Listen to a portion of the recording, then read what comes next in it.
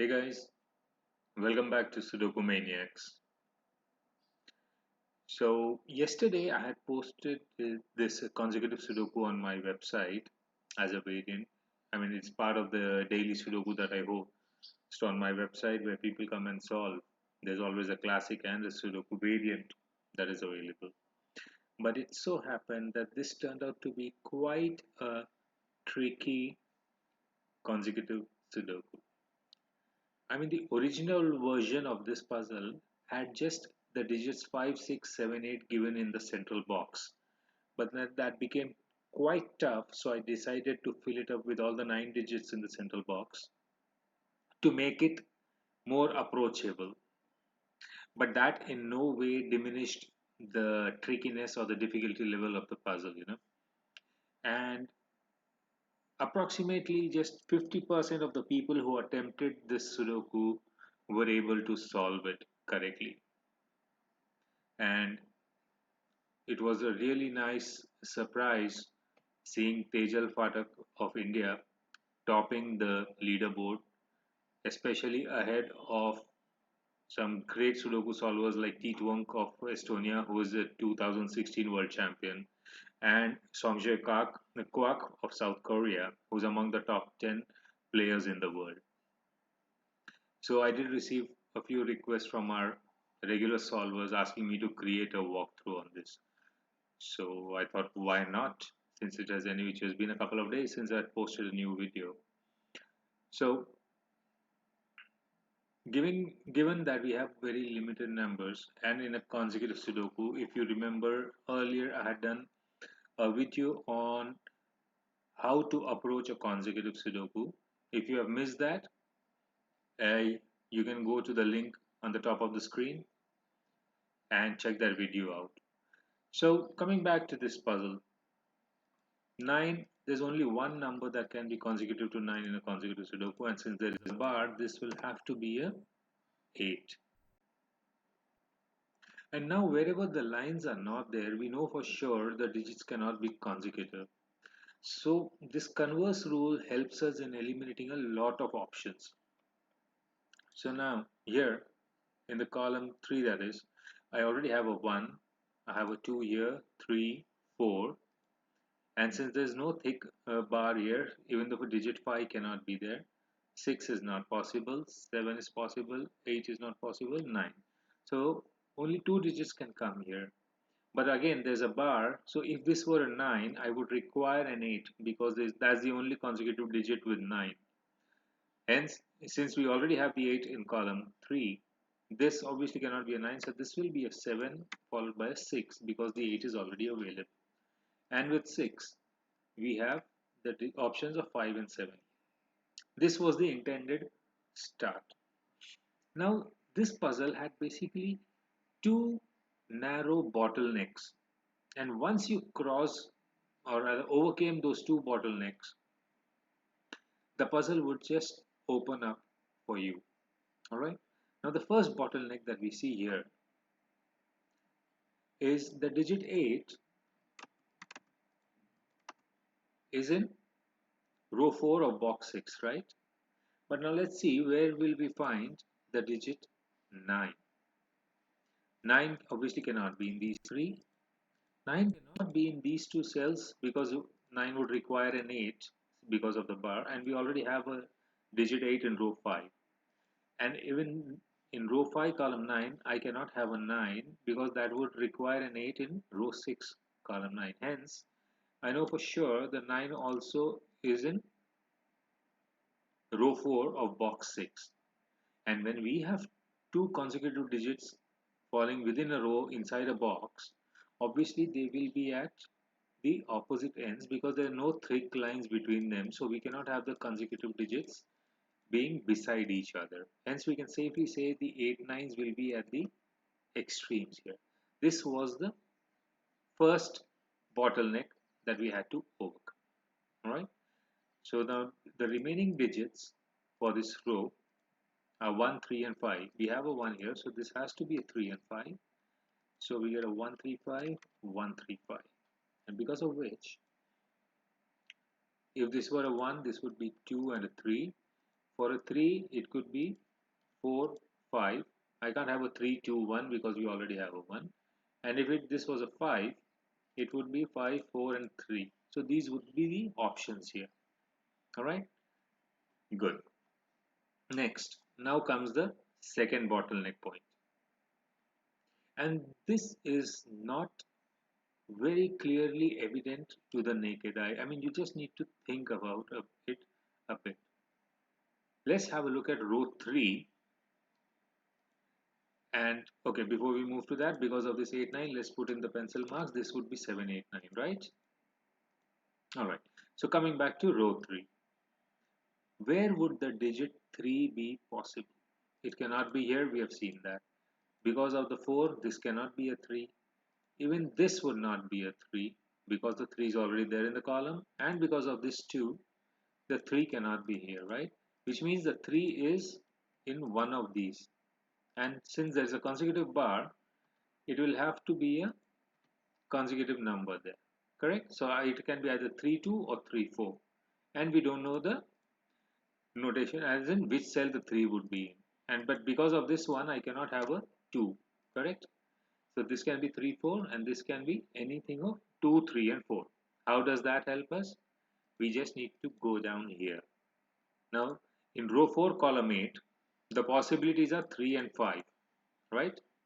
And because of whichever number comes there, I cannot have a 4 because there is the digit 4 is consecutive to both 3 and 5. And since there's no bar between these two cells, I cannot have a 4 there. So this has to be my 3, and this becomes a 2 4.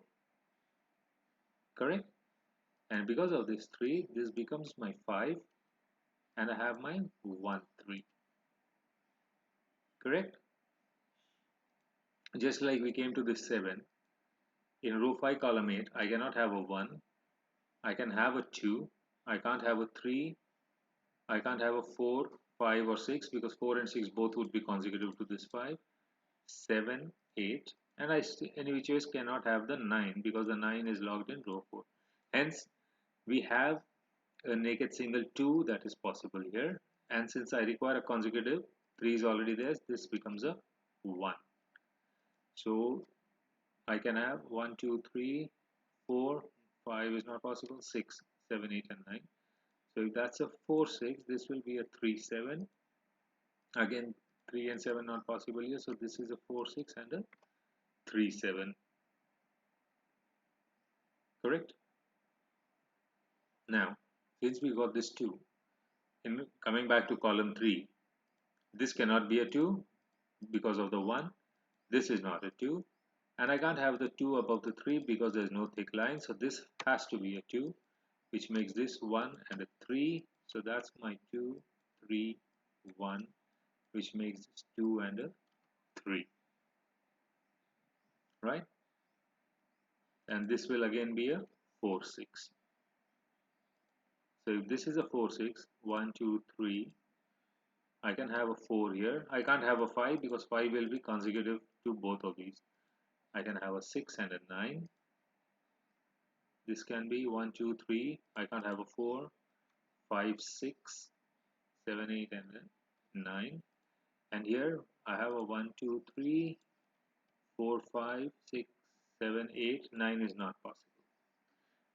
Now because of this 4 5 and they are both consecutive numbers, I cannot have a 5 here because if this were a 5, this would become a 4 and I'll have two consecutive numbers without a bar.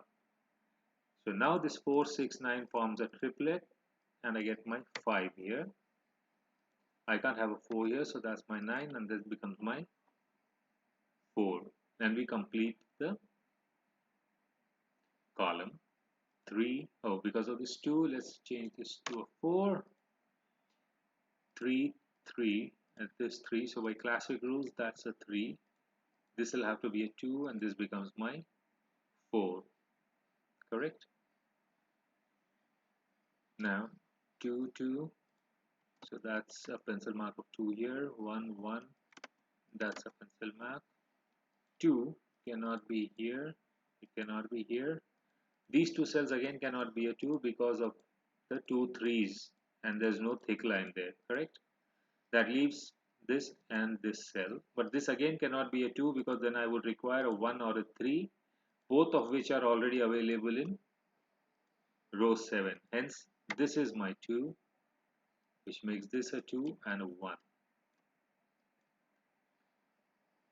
So I have 1, 2, 3, 4, 5, 6 in the column, 7 is here, 8 and 9. So that's my 7, 9 and a 7, 9.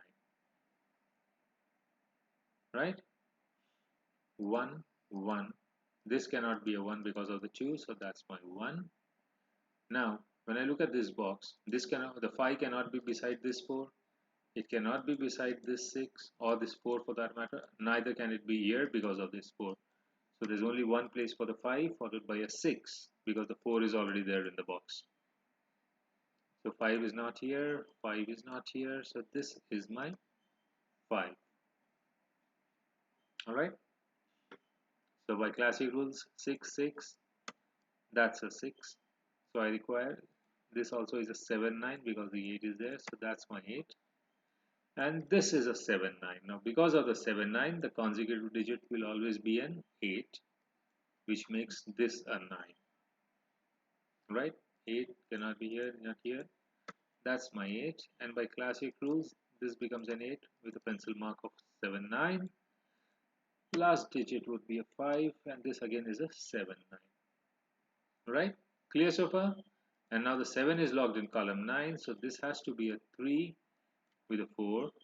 So that's a 7 and a 6.